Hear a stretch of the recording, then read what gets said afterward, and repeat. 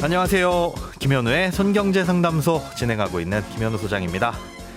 오늘도 자가격리 중인 이진우 기자 대신해서 제가 진행을 하고 있습니다. 진행의 빈자리는 완전히 못 채우지만 내용은 오늘도 알차게 준비했습니다.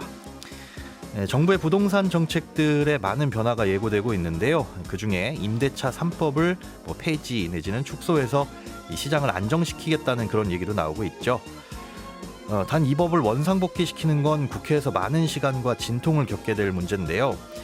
대신 등록임대와 민간임대주택, 또 대표적인 뉴스테이를 활성화시키겠다는 이야기도 흘러나오고 있습니다. 오늘은 단기 처방으로 제시되고 있는 것 중에 오랜만에 다시 듣게 되는 이 뉴스테이가 뭔지, 또 왜 다시 활성화하려는 것인지 살펴보도록 하겠습니다. 에너지원을 두고 전 세계 패권 싸움이 치열해지고 있는데요. 오늘 체크리스트 시간에는 에너지와 지정학적 관계에 대한 새로운 지도를 어떻게 그릴지에 대해 다룬 이 뉴맵이라는 책을 지난주에 이어서 마저 읽어보도록 하겠습니다. 손에 잡히는 경제 플러스 광고 듣고 시작하겠습니다. 네, 오는 8월이 되면 임대차 3법이 시행된 지 2년을 꽉 채우게 되죠. 이때 전월세 시장이 다시 불안해질 수 있다고 해서 새 정부가 법 개정을 비롯해 단기 처방들을 꺼내놓고 있습니다. 어떤 정책들이 검토되고 있는지, 특히 뉴스테이라는 기업형 임대주택이 다시 언급되는 배경에 대해서 오늘 자세히 살펴보겠습니다. 양지영 RNC 연구소 양지영 소장입니다. 안녕하세요. 네, 안녕하세요. 네, 손경제에서는 처음 뵙게 되는 것 네. 같은데 주인을 대신해서 제가 반갑습니다. 네. 양지영 RNC 연구소면은 RNC가 뭔가요? 네. 이름을 좀 걸고 제가 네네네. 회사를 설립을 했는데요. 예. RNC, 즉 R은 리얼 에스테이트, 부동산이죠. 그리고 예. 컨설팅. 이걸 줄인 말입니다. 부동산을 이제 주로 연구하시는 네네. 분인데 네. 오늘 잘 오신 것 같네요. 네. 저희가 이제 여쭤볼 것들 본격적으로 시작을 할 텐데 네. 전월세 시장 안정화라는 큰 틀에서 지금 네. 크게 세 가지 정도의 대책들이나 이런 내용들이 요약이 되고 있는 것 같아요. 일단은 첫 번째로 나오는 게 다주택자가 임대주택 사업자로 등록하면 이게 세제 감면 혜택을 줬다가 네. 얼마 안 돼서 폐지가 돼서 논란이 많았잖아요. 그렇죠. 이걸 다시 부활시킬 수도 있다 이렇게 얘기가 나오는 것 같아요. 네. 어떤 방안인 건가요? 네, 그러니까 이제 다주택자 주택 임대주택 사업자 등록을 하면은 이제 세제 감면 혜택을 준다. 예. 어떻게 보면은 이게 또 다주택자들을 위한 규제 완화책이 아니냐라고 생각할 수도 있어요. 네, 한편으로. 왜냐하면 세제 감면 혜택을 주는 거니까. 근데 주택 임대사업자 등록제도는 이제 임대인이 임대사업자 등록을 할 경우에는 네. 전월세 상한제라든가 계약갱신 청구제, 네. 청구권 이런 공적 규제는 받는 대신에 대신에 이제 혜택도? 감면 혜택을 받는 대신에 공적 규제를 받는 대신에 이런 세금적인 네, 부분이나. 그렇죠. 종합 부동산세라든가 네. 이런 세제 감면 혜택을 좀 받는다라고 보시면 되는 거고, 주택임대사업자 등록제는 근본적으로 이제 제도 시행 방침은 네. 다주택자들을 위한 규제 정책으로 포커싱을 맞추는 것이 아니라 네. 전월세 안정화 대책으로 포커싱을 좀 맞추는 게 맞다라고 보시면 될 것 같고요. 네. 사실상 지금 우리가 올해 가장 걱정이 되는 게 네. 오는 7월이라든지 8월에 임대차 3법 정책 중에서 하나인 계약갱신 청구권이 만료가 되는 시점이에요. 즉 아하. 매물들이 이제 쏟아져 나오는 거야. 이제 묶여 있던 매물들이. 2년 했던 매물들이 그렇죠. 이제 계약이 끝나니까 네. 이제 계약갱신 청구권 쓰신 분들은 네. 집주인 분들이 이제 나가주세요. 다른 네. 세입자 받겠습니다라고 네. 하면은 네. 나가셔야 네. 되는 그렇죠. 상황이라는 거죠. 근데 집주인들 입장에서는 그동안 올리지 못했던 그 임대료를 네. 한꺼번에 올릴 수밖에 없는 상황이에요. 집주인 입장에서는 당연한 거거든요. 그렇겠죠. 물론 네. 이제 수요가 뒷받침된다라는 전제는 네, 있겠지만. 네, 네. 그러다 보니까 지금 올 하반기에는 전월세 가격 급등이 불가피하다. 이런 이제 전망들이 나오고 있는 거죠. 네네. 그래서 정부 차원에서는 지금 단기간 내에 이런 전월세 시장을 좀 안정화시킬 필요가 있다라는 거죠. 네. 그게 첫 번째가 이제 나오는 내용들이 주택 임대사업자 등록을 해서 민간 물량들이 시장에 나올 수 있게끔 네. 그래서 수요를 충족을 시킬 수 있는 정책들이 필요하다라는 부분에 있어서 지금 이제 가장 먼저 거론이 되고 있는 부분들이죠. 네, 첫 번째는 이런 카드가 있고 두 번째 카드는 이제 주택공사 LH 같은 공공이 네. 기존 건물 매입했다가 다시 그걸 이제 임대를 해놓는 매입 임대 공급이라는 걸 확대하겠다는 내용인데 이건 어제부터 입주자 공고가 나는 것도 같아요. 네네. 이 사업을 더 확장시키고 확대해 나가겠다는 건가요? 그렇게 봐야겠죠. 지금 이제 뚜렷하게 어떻게 하겠다라는 이제 방침이 나온 거는 아닌데 네. 지금 현재 이제 전국 13개 시도시에서 이제 청년하고 신혼부부들을 위한 매입 임대주택을 말씀하셨던 것처럼 예. 올해 1차 입주자 모집이 시작이 됐습니다. 그러니까 매입 임대주택 공급은 전월세 안정화를 위한 단기간 내에 안정화시킬 수 있는 앞서 이제 주택임대사업자 등록과 마찬가지로 네.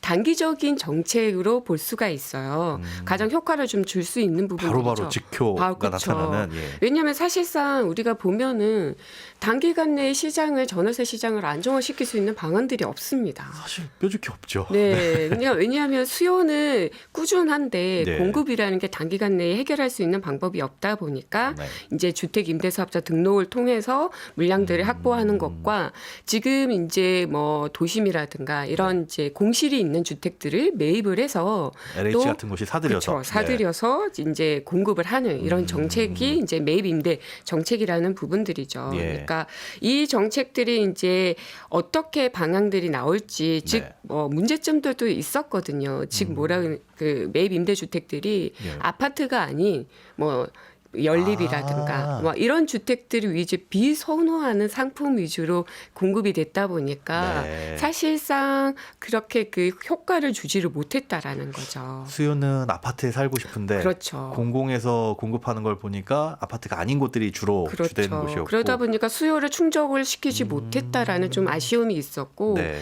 또 하나가 이제 공실을 이용을 해야 되는 거잖아요. 아 그렇죠. 공실이 있어야 뭐 그걸 매입해 오고. 그런데 네. 과연 공실이 있는 지역들이 선호하는 지역이냐라는 거죠. 서울 도심에 있어서 그러게요. 그 공실을 이용을 한다라는 건 쉽지가 않다라는 거죠. 네. 그래서 앞으로 이제 이런 매입 임대주택이 좀 활성화되기 위해서는 수요를 충족시킬 수 있는 지역과 상품이 같이 병행돼서 나올 것이냐라는 네. 부분들을 우리가 주목이 되는 거죠. 이런 제도는 뭐 기존까지도 있었고 그런 네. 지금 말씀해 주신 문제점들도 있었는데 그래서 뭐 여러 가지 단기 처방 뭐 좀 중장기적인 처방을 하려는 것 같은데 이 세 번째 네. 뉴스테이를 부활시킨다라는 얘기가 나오는 것 네. 같아요. 이 뉴스테이라는 게 전 정부 박근혜 정부 때 나왔던 걸로 기억을 하는데 맞습니다. 요게 뭐였는지 좀 네. 사실은 가물가물하기도 하고 네. 다시 살리는 방향이 왜 검토되고 있는 거예요? 네, 임대주택이라고 한다면은 네. 즉 공공하고 민간으로 또 크게는 나뉠 수가 있거든요. 예. 그러니까 뉴스테이는 일정 기간 임대를 하다가 네. 의무 이제 임대 기간이 끝나면 분양을 받을 수 있는. 네, 그리고 즉 내지 마련을 할 수 있는 그런 이제 주택을 말을 네. 하는 거고요. 그러니까 건설은 민간이 합니다. 네. 반면에 관리는 LH 등 이런 공공이 오. 하기 때문에 어떻게 보면 이제 민간의 아파트 같은 그런 품질을 이용을 할 수 있다라는 거죠. 임차인들 입장에서는 좀 고급스러운 임대 아파트에 산다라는 부분들이 소위 말하는 있고, 뭐 브랜드 아파트. 네, 그렇죠. 네. 브랜드가 그동안도 뉴스테이들 브랜드를 달고 나왔었거든요. 예.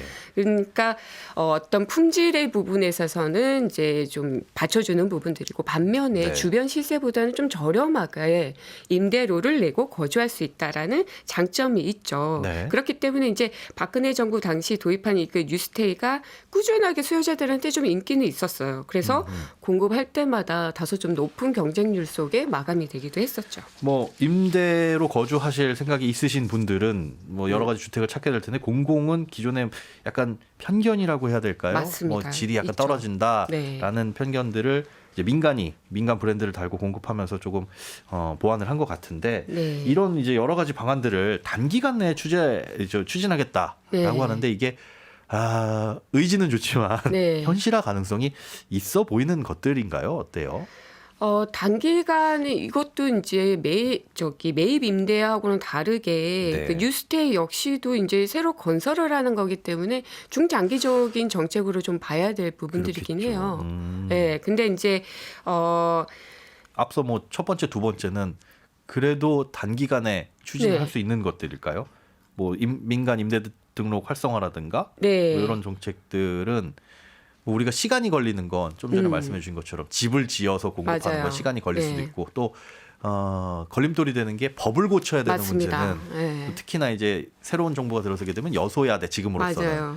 또 그러니까 그렇게 막 법을 막 고쳐야 될 만한 오래 걸리는 그런 것들은 아닌 건지. 네, 우선에는 임대차 3법 예. 같은 경우에는 그 지금 현재 민주당이 172석이죠. 예.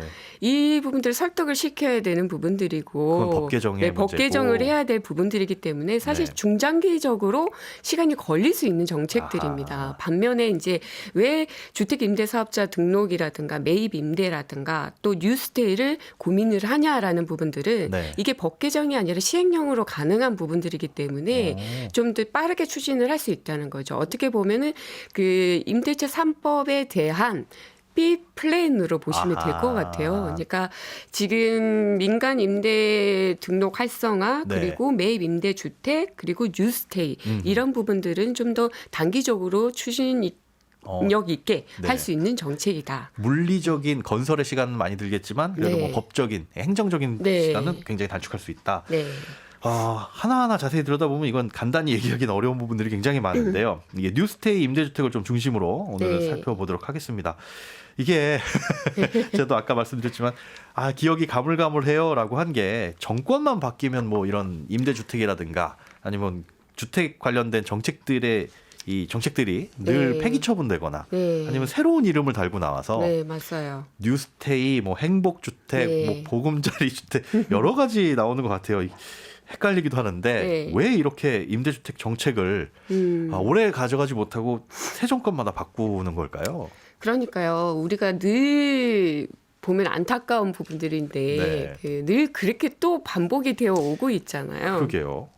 정권 차원에서 이제 보면은 핵심 주택 정책이 분명히 있어요. 근데 네. 그런 정책들이 정부가 바뀌기만 하면 슬그머니 자취를 감추는 게 그러게요. 우리가 정말 안타까운 부분들인데 네. 2009년에 도입됐던 이명박 정부 시절의 핵심 주택 정책이 보금자리였잖아요. 네, 보금자리 주택. 제가 보금자리 주택이 사실 입지가 너무 좋았어요. 강남권에 위치를 하고 있고 네. 거기에다가 그 분양가가 거의 절반 시세의 절반 수준이다 보니까 네. 반값 아파트, 로또 아파트를 지칭을 하면서 정말 상당한 인기를 끌었었거든요. 예. 그런 부분들이 또 이제 정권이 바뀌면서 또 온데간데 없이 사라졌고요.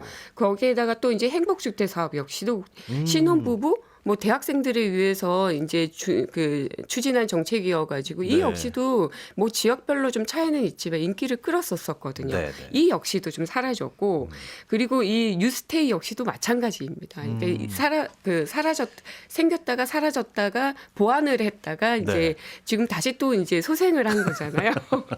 이게 좀 정부의 색깔의 영향이 좀 있습니다. 그러니까 진보에서 보수로 가고 보수에서 또 진보로 갈 때마다 이런 정책들이 중장기적으로 봤을 때의 정책이 이제 꾸준히 괜찮은 정책들은 이어갈 필요가 있는데 예. 정부의 색깔에 맞춰서 또 아무래도. 빛발엔 좀 병영이 된다거나 네, 좀 이런 보완이 된다거나 이름을 싹 바꾼다거나 이런 이제 이어지는 거죠. 하기사 뭐 정부가 바뀌었는데 기존의 모든 정책들을 그대로 유지하면 사실 뭐 그렇죠. 바뀌는 의미가 없을 수도 있으니까. 네, 네. 근데 현 정부에서 정책을 폐기했다고는 하지만 뉴스테이라는 이름은 이제 안 쓰긴 하나. 네. 공공지원 민간 임대주택이라는 이름으로 약간 변형이 돼서 뭐 보완이 돼서 이렇게 나왔던 것 같은데 네. 어떻게 달라지고 어떻게 보완됐던 거예요?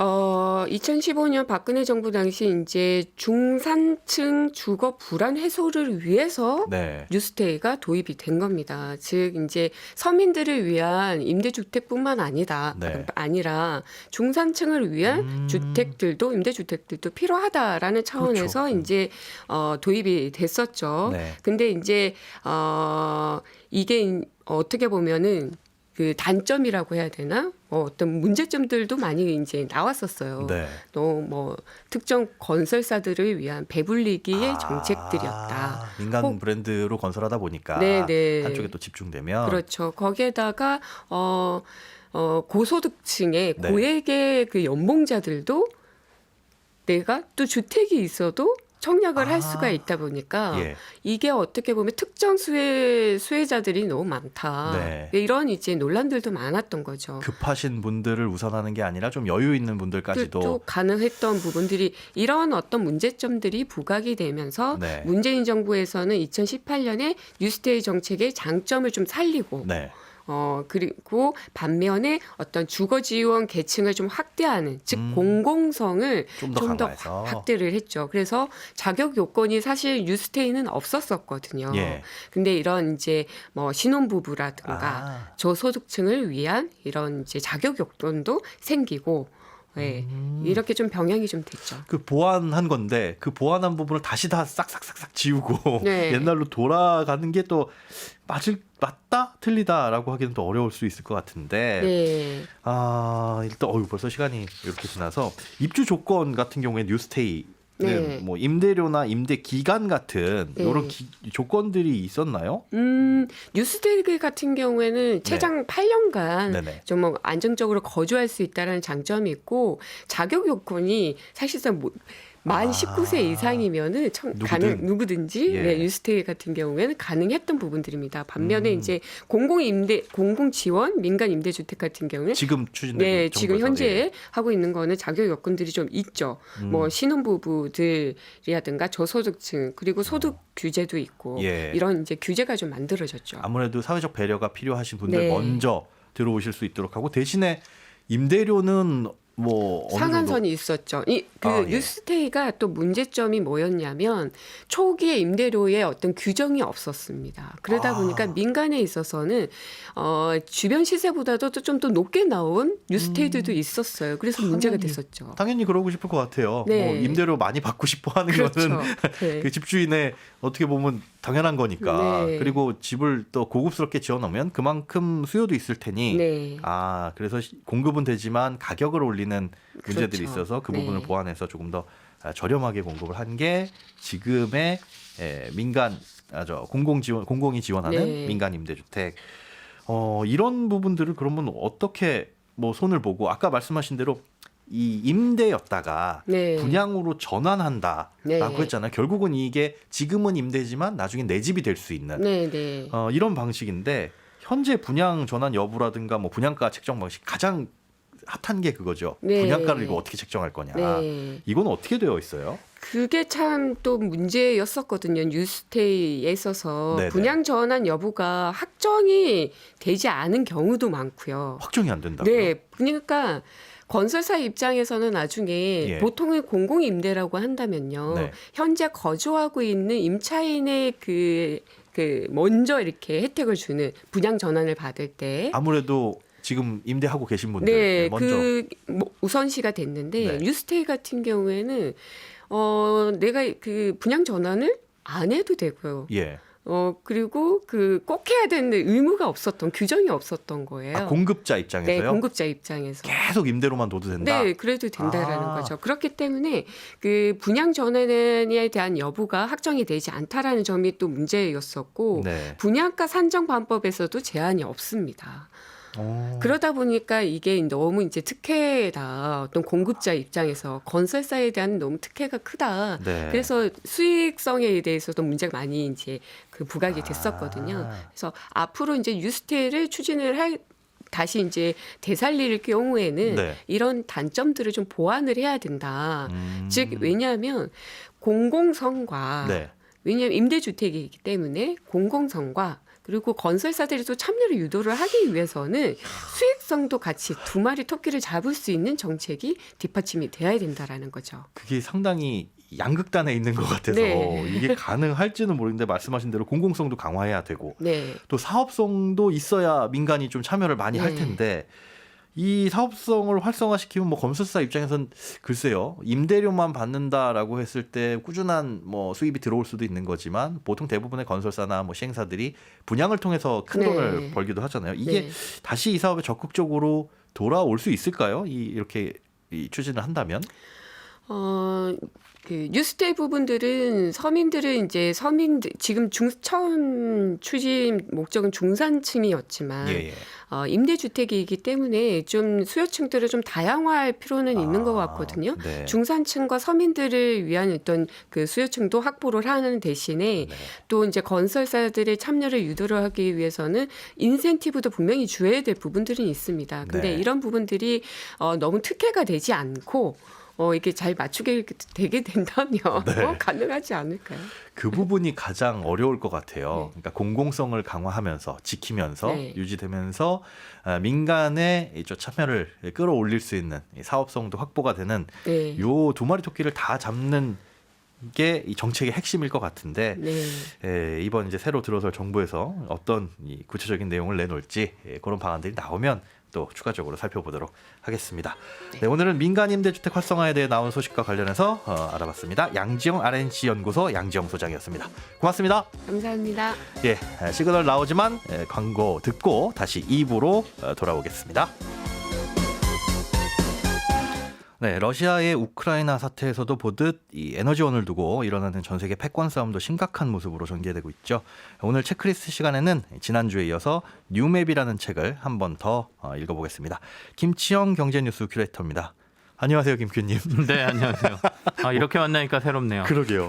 얼굴이 좋아지신 것 같아요. 얼굴이 좋아졌다고요? 네. 마스크를 반 정도 쓰고 있어서 못 보시는 것 같습니다. 네, 요즘에 바쁘시다고 들었습니다. 네, 근데 제가 지난주 방송 들어보니까 미국, 러시아 네네. 얘기 다 해주셨고 중국 얘기 살짝 하다가 마무리가 됐어요. 그래서 그렇죠. 중국 얘기 조금 더 해주시라고 했는데 오늘은 중국하고 중동 얘기 해주시는 건가요? 사실 어찌하다 보면 중국 얘기로 끝날 수도 있는데 빨리 한번 얘기를 해보겠습니다.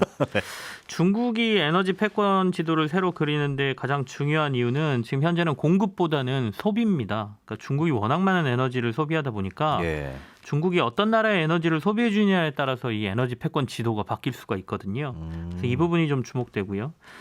또 하나는 지정학적으로 매우 민감한 지역. 지난주에 제가 방송하면서 네. 동진아해라고 잘못 말씀드렸던데 네. 남중국해 그러니까 남진아해죠. 진아가 중국이니까 예. 남중국해를 둘러싼 갈등 이 부분을 굉장히 이 책에서 우려스럽게 다루고 있는데 실제로 이번 러시아하고 우크라이나 침공 이후에 네. 대만과 중국의 관계를 언급하면서 이 남중국해 갈등을 우려하는 목소리가 꽤 나오고 있거든요.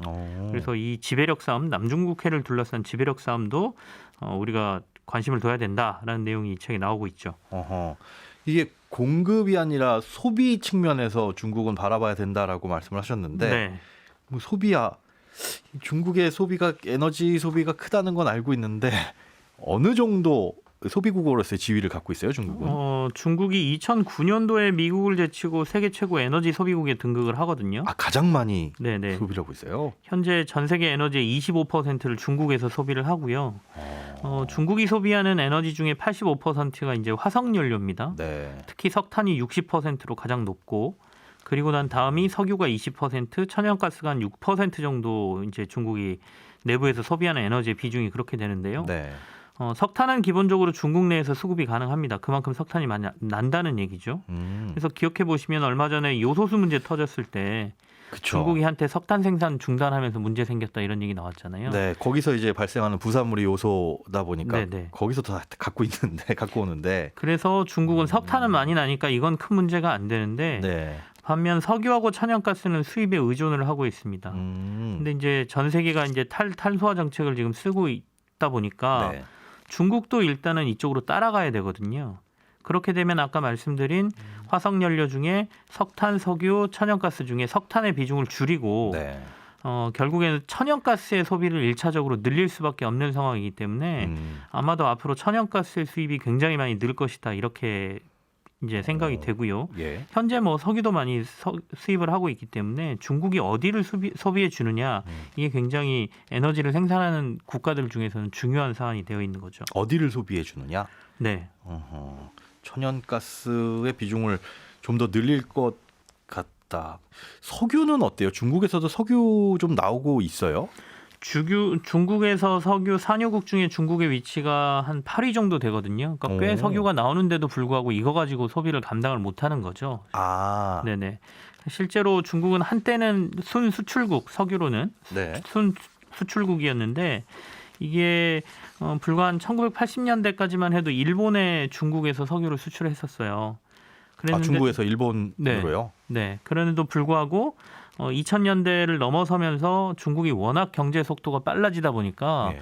어마어마하게 에너지 소비가 늘어난 거죠. 그러니까 자국 내에서 석유 소비량을 감당하지 못하니까 팔 게 없는 상황. 네, 네. 부족한 거죠. 그러니까 예. 밖에서 이제 수입을 하게 되는데 이게 중국의 석유 산업이 한 60년 정도밖에 역사가 안 됩니다. 예. 그러니까 1950년대 한국 전쟁 우리 비극이 벌어졌을 때 중국하고 소비에트 연방, 그러니까 소련하고 한국전을 치르면서 사이가 좀 틀어져요.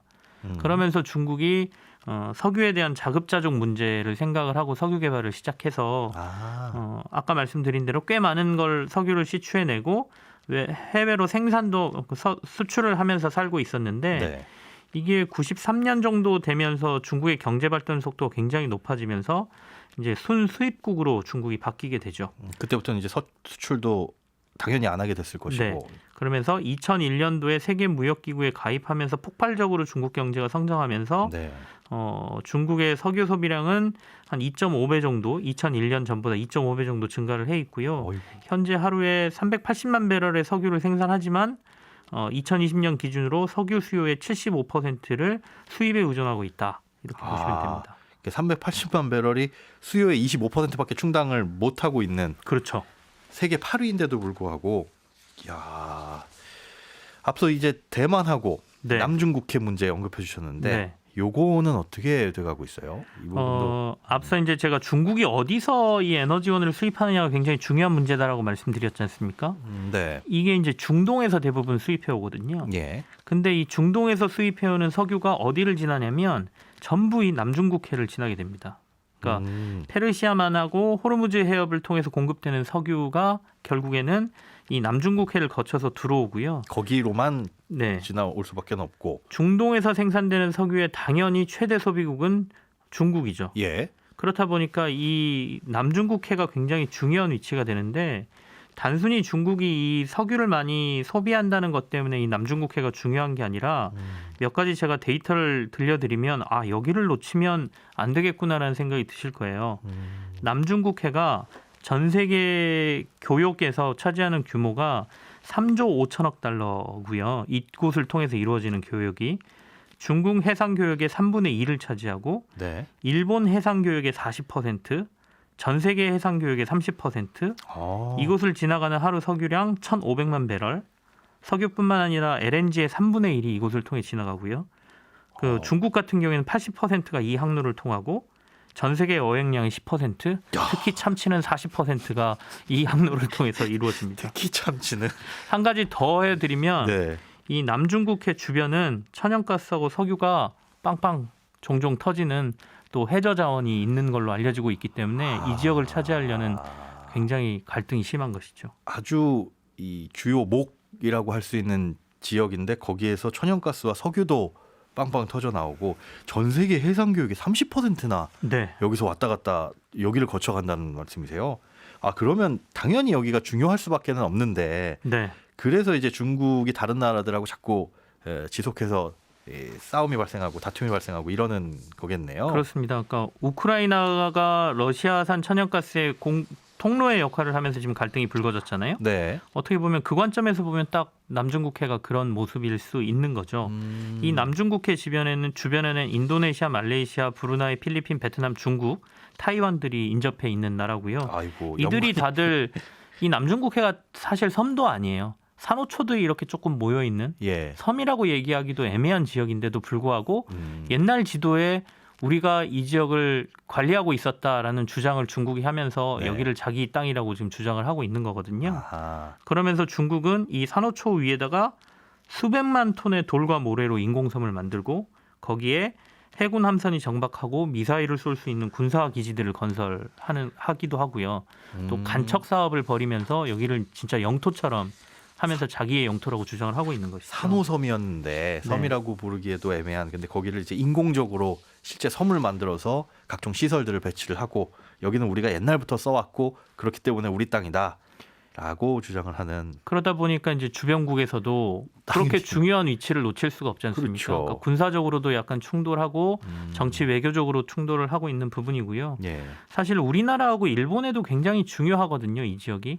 아까 말씀드렸지만 해상 교역의 통로를 이루고 있다라고 말씀드렸는데 예. 우리나라도 중동에서 수입되는 석유는 다 여기를 다 통해서 여기로 들어옵니다. 만약에 중국이 여기를 지배하게 되고 우크라이나하고 아. 러시아처럼 여기를 끊어버린다라고 하면 네. 굉장한 에너지 문제가 발생할 수 있는 것이죠. 여긴 안 중요한 나라가 없을 것 같아요. 3분의 1을 차지하면 뭐가 걸렸든 하나는 걸릴 것 같은데 네네. 중국이 이렇게 물론 이제 중국 입장에서는 당연히 그런 이제 액션을 취하는 게 이해는 되는데 이렇게 하면 미국이 이걸 또 그냥 가만히 보고 있지는 않을 것 같은데요. 사실은 미국은 굉장히 멀리 떨어져 있는 나라이기 때문에 네. 이 해안에서 미국이 주장할 게 뭐가 있나 싶으시잖아요. 그 실질적으로 손이 닿지 않는 곳이잖아요. 네네. 근데 네. 이제 이게 붙어 있습니다. 그러니까 우리가 배타적 경제 수역이라고 해서 네. EEZ라는 말을 들어보셨을 거예요. 그러니까 뭐예요? 이게 네. 해양법에 관한 국제연합 협약이라는 데 나와 있는데 네.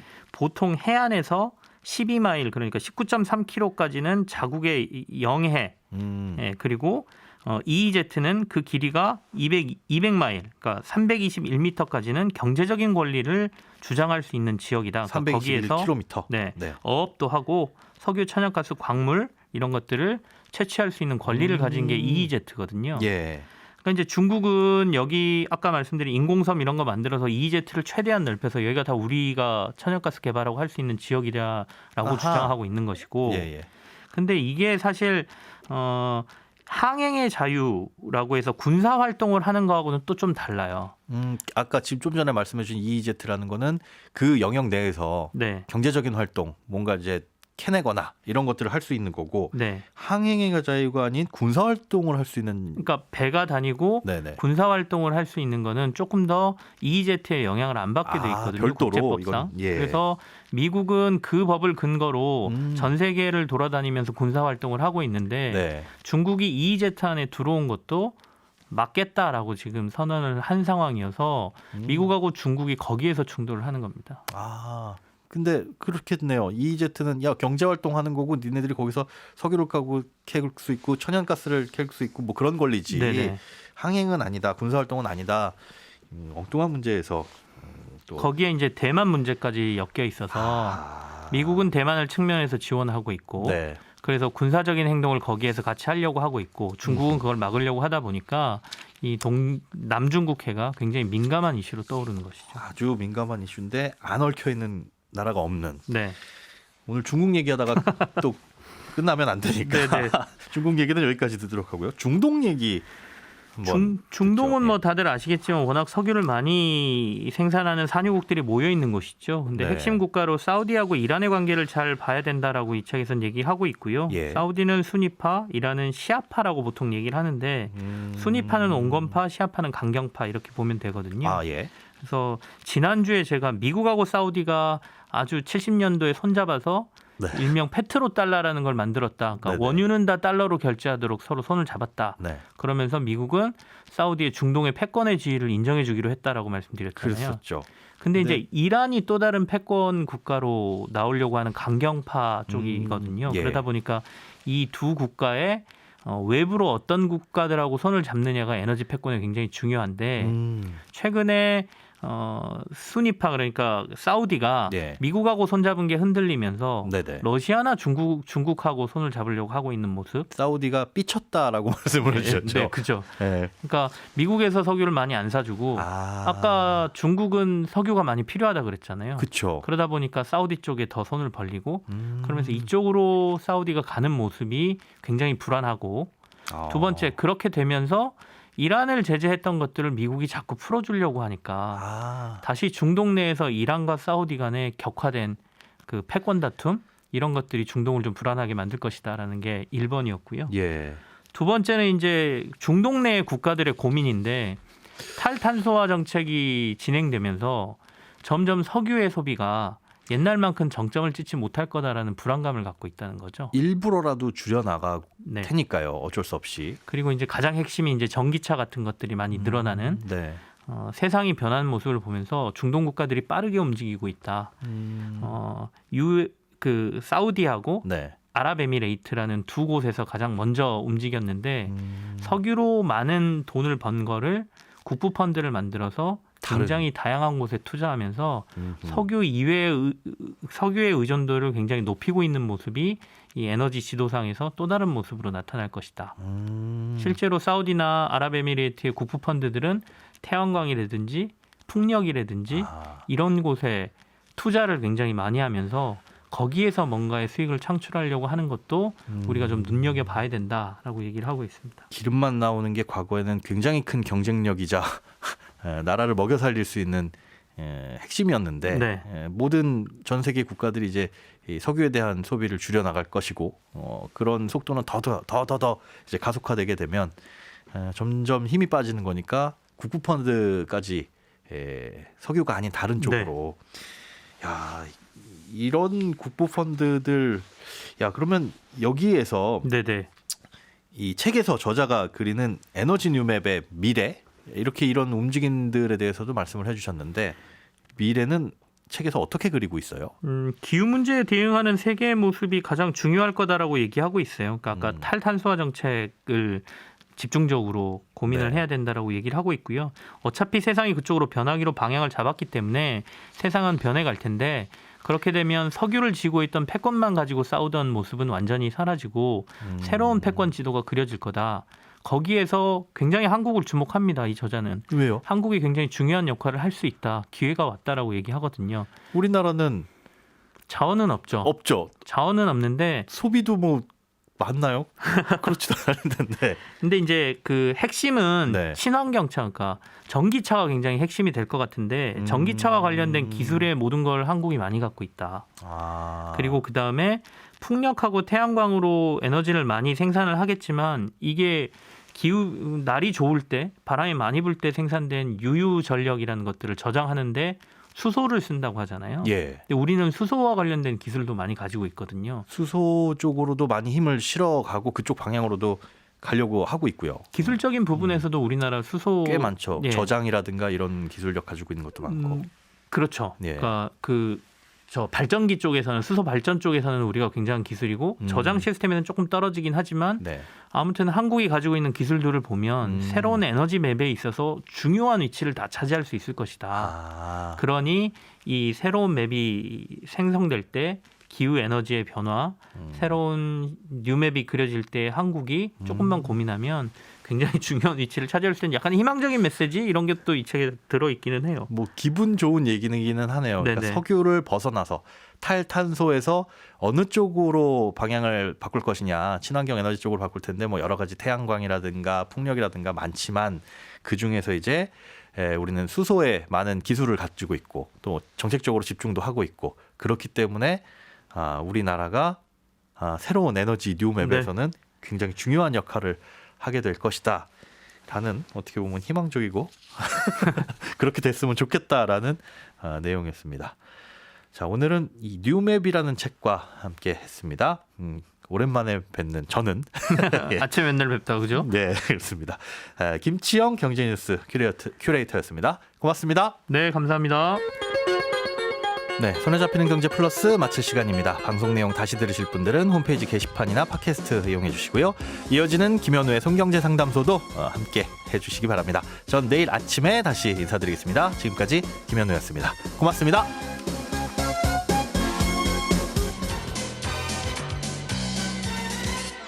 더 깊고 더 재미있는 경제 이야기 이진우의 손에 잡히는 경제 플러스